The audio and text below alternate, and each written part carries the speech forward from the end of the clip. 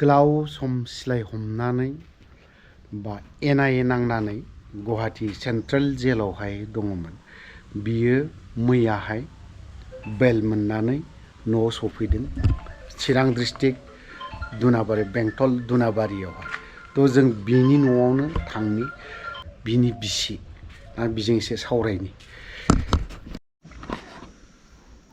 आं गोजोननाय मोनदों, मानो होनोब्ला गोबाव बोसोर जाबायमोन आंनि फिसाइया। जोङो न'खर संसार जानायाव गोबांथार खस्थ' दुखु सिन्थाफोरजों गेब्लेनानै दङमोन। ओमफ्राय दा जोङो बेबायदिनो न'आव सफैबाय बिथाङा, बिनि थाखाय हामबाय। आरो जायफोरा बिथांनि थाखाय एसे हेल्प होबाय, मदद होबाय, बिथांमोनखौ थेंक्स, आंनि गोसो गोरबोनिफ्राय साबायखर बावहरनाय थाबाय। बोसोरब्रैसो जाखो जेलाव? 10 बोसोर जाबायमोन। आरो आंनि फिसायाबो दिनै बिफा गैयैयाव गोबां दुखु खस्थ' बेबायदिनो गाननाय जोमनाय फरायनाय मानायाव गोबांथार खस्थ' मोनबायमोन। आंनि फिसायाबो गोजोननाय मोनदों। सिगाङावनो आं बरायनानै लाग्रोबाय। बेनि गेजेरजोंहाय दिनैहाय नोंथांमोननो कयेकथा खोथा जोंनि जिथुनाखि बे कमिटि फर प्रिजनार फेमिलि मेम्बार्सनिफ्राय जों बेखौनो मिथिहोनो लुबैयो दे गोबाव सम बिथाङा NDFB-नि जानानैहाय जाथिनि थाखाय नांनानै आरोबाव जेलाव 10 बोसोरनि बारा बिथाङा दुखु खस्थ' सैनांनानै दिनै बिथाङा गबोबाय। बेवहाय जोंबो नारा नाथा नाजाबाय थादों, उकिलफोरजों रायज्लायनाय मानाय मावनाय दांनाय। बेनिफ्राय बिनि गेजेरजों आरोबाव जोंखौहाय जाय बिथांमोना फाइनान्सियेल किसु मदद होदों, फेरेंगा सार बिथांखौबो जोङो हामबायना लाबा थानो हाया।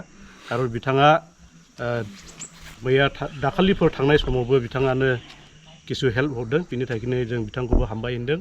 आरो जाय गोजौ बिजिरसालि हाइकर्टनि जिथुनाखि जास्टिसफोर बिथांमोनखौबो जों हामबाय होनदों। जोंनि बेबायदि दुखुथिया न'खरनि जिथुनाखि बेल पिटिसन मारिनायावहाय बिथांमोना जोंनो 7 बेल होनायनि थाखाय जों बिथांमोनखौबो जोंनि गोसो गोरबोनिफ्राय हामबाय होनदों। खिन्थु बिनि गेजेरावनो 8 जन पिटिसन मारिनायाव 7 थालांबाय।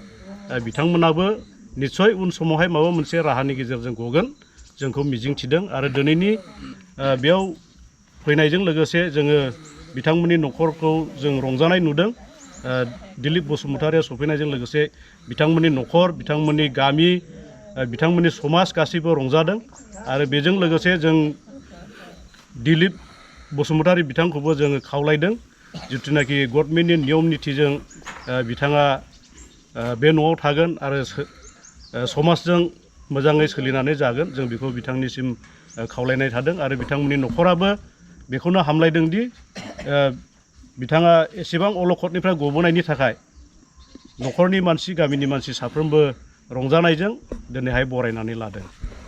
जों ओरैनो दाथ' मिजिंथिदों जोङो न'खरनि सोद्रोमाफोर हिसाबै जे मैयाबो जायनाखि गुवाहाटी हाइकर्टनि senior advocate A.K. Bhattacharya sir, बिथाङा आंजों खनथाम सम स्पेसियेलि आंजों रायलायदों मैया। दा निस्सय जाय बिथांमोनहा दासिमबो जोबथेसालियाव जोबजानानै दं, बेल मोनथ'वाखै, दा बिथांमोनखौबो फारि फारियै ग्रुप वाइसै बेल पिटिसन मारिनो थाखाय बिसोरो ड्राफ्टिं खालामगासिनो दं होननानै आंनि सिगाङाव फोरमायदों। जाय बिथांमोनहा जोबथेसालियाव दासिमबो जोबजानानै दं, NDFB बिथांमोनखौ बख'नो थाखाय जों बर' रायजो राजाया साफ्रोमबो जों जाहाथे उननि समाव नांगौ समाव जाहाथे मदद होलायो। लोगोसे जाय दैदेनगिरि जोंनि हारिनि आरो माहारियारि आफादफोर जेरै बर' थुनलाइ आफाद, बर' फरायसा आफाद, बिथांमोनहाबो जाहाथे अहरह जाहाथे नांथाबफानानै बिथांमोननि केसखौ माबोरैहाय सलुसन खालामना होनो हायो, माबोरैहाय फोजोबना होनो हायो, बेखौ जाहाथे सरकारजों थाबैनो जाहाथे सावरायलायनानै जाहाथे बिथांमोननि केसखौ जाहाथे थाबैनो डिसमिस खालामनानै होनो हायो, बेखौ आं साफ्रोम दैदेनगिरि लोगोसे रायजो राजा बिथांमोनखौ आं मदद होलायलायनो थाखाय आं गुरैयै खावलायहरनाय थादों।